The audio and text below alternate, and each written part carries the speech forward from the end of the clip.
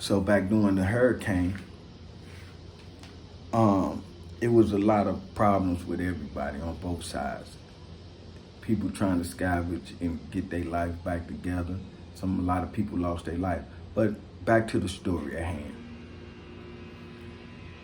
So I go talk to the Houston guys, and they bring up this situation about the Hurricane Katrina and all of that. I'm like, well, that's over with. It's every Mexican on the yard. It seemed like they finna go to war with the Louisiana Corps. Louisiana Corps outnumbered because it's like all the Mexicans on the yard. You know what I'm saying? The story with the Mexican got on boots, all the Mexicans got on boots. For real. And they got to talking about the Hurricane Katrina and what they was doing when they came to Houston and this and that and the third. And I was like, well, that ain't the issue right now. Then I go to the Dallas call. Dallas don't mess with Houston. You know, and I'm like, Houston don't mess with Dallas, and y'all in the same city. Houston don't mess with Dallas. Dallas don't mess with Houston. San Antonio don't like Austin. Some old crazy stuff. And I'm like, y'all all Texas. How could it be any type of a disparity in y'all all Texas? But I understand it because we went through that with the St. Louis and East St. Louis drama. And this is the drama we went with.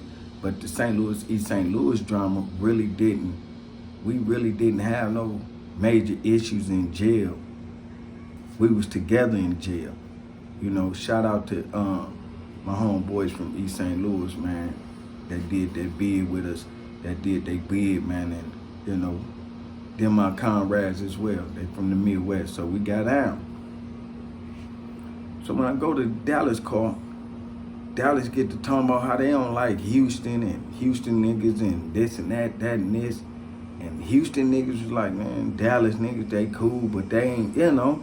And I'm like, hey, y'all, whatever internal beef that y'all got going on, man, every Mexican on the yard got their boots on. They finna try to do annihilation on this whole Corps, Louisiana Corps. But the Louisiana Corps ain't going like that. Them, man, I'm telling you, them the most thoroughest group of dudes, one of the thoroughest groups that I ever ran across. Shout out to the boot, Louisiana. And I was standing with them. Not only because of the situation, it's, you know, everybody got to pick their sides, and Tongo picked their sides because they Mexicans. The Tongo picked their sides, and they had the yard. So if it was going to be a battle and a war, I was going to be in this battle and this war that fought for real, that pushed the line, you know, not promoting any racial, anything like that, but these are just the things that I witnessed, the things that I went through in the federal system. I love my people. I'm for my people. I'm down with my people in any circumstances. And once I get to talking to the Houston and the Dallas and seeing the disparity that they really having with each other, but they play it cool. They playing it cool in jail because they in jail, but they really don't like each other. And I don't even know how they even, you know, they cordial with each other amongst this. But the feud that they had going on at this time was at the wrong time. But it's eternal. It's been going on years and years. I don't even understand it. I don't know what struck this beef with them, this eternal thing that they got going on. I'm not sure, but it still goes on to this day. I know this because it's so deep in their core that it's like hereditary.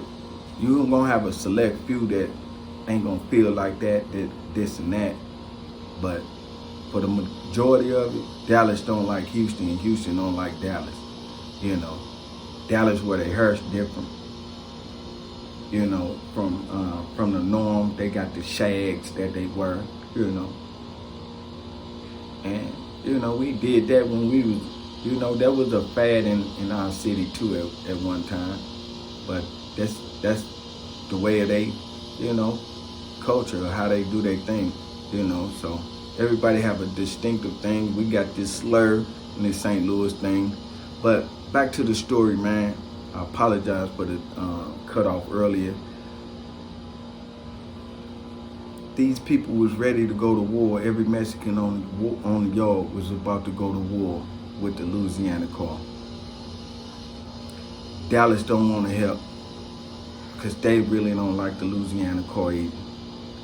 Houston definitely don't want to help because they don't like the impact that they brought into their city after Hurricane Katrina.